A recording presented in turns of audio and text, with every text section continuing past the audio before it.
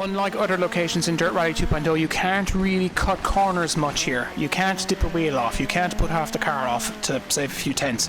So you need to be very careful of... Hey everyone, hope you're all doing well. My name is PJ and today I'll guide you around Sweden in Dirt Rally 2.0. I'm going to take you on a live run through one of these stages so that you have some tips and tricks to use ahead of your next rally. So as you can see, snow, lots of snow. It is very cold, it is very slippery, and it's got the famous Collins Crest jump here on the stage, which we will be going through on this run. So let's get into it. We are driving the Volkswagen Polo GTI R5, which is the cover car of the game. So the first thing you will notice as you get around here are the snowbanks on either side of the road as I get through here. So you can see these very deep snowbanks on either side, which you need to be very careful of.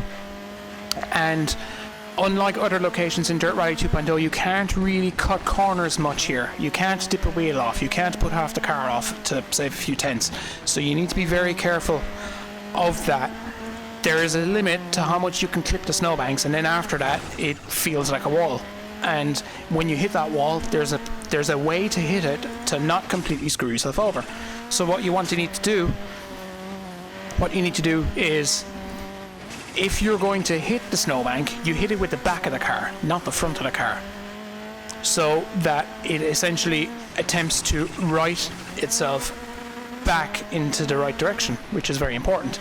But if you hit it with the front of the car, you'll dig in and you'll essentially stop the car, which is not good. Or worse, at high speed you will roll it, which is another thing to be very careful of. Although a lot of Sweden are medium speed corners, there's a lot of 3s and a lot of 4s like this. All the corners are around this kind of tightness. There are some high speed scary sections where you need to be very careful, but for the most part it is a fairly smooth and mechanical experience. Not a lot of corners link up though, so it's not like you need to be a master of weight transfer like you do in Australia or New Zealand, but it is still good fun all the same. And if you play on a wheel like I do, the one thing that will be your lasting impression of Sweden is the force feedback.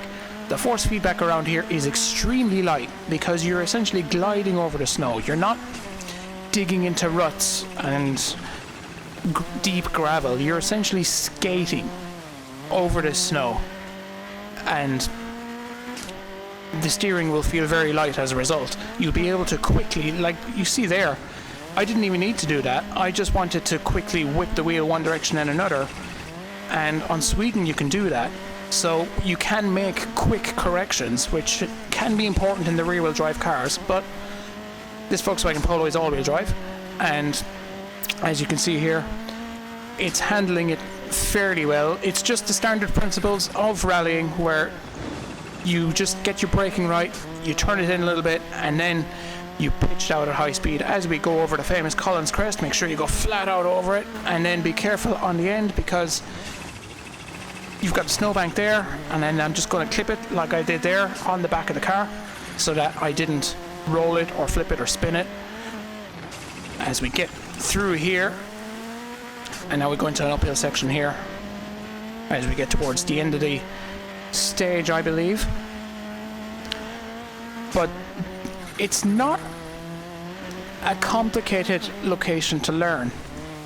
It's essentially, you need to respect the snowbanks, you need to respect the jumps, and you need to be very mindful of your approach into each corner, and you need to be aware of the force feedback. And that is essentially all you need to know about Sweden. But it is quite a fun location to get around. Once you get the hang of it, you can get into a good groove here. But if you need more tips, more videos on the right hand side. And in the meantime, I'll catch you soon, and good luck. Farewell.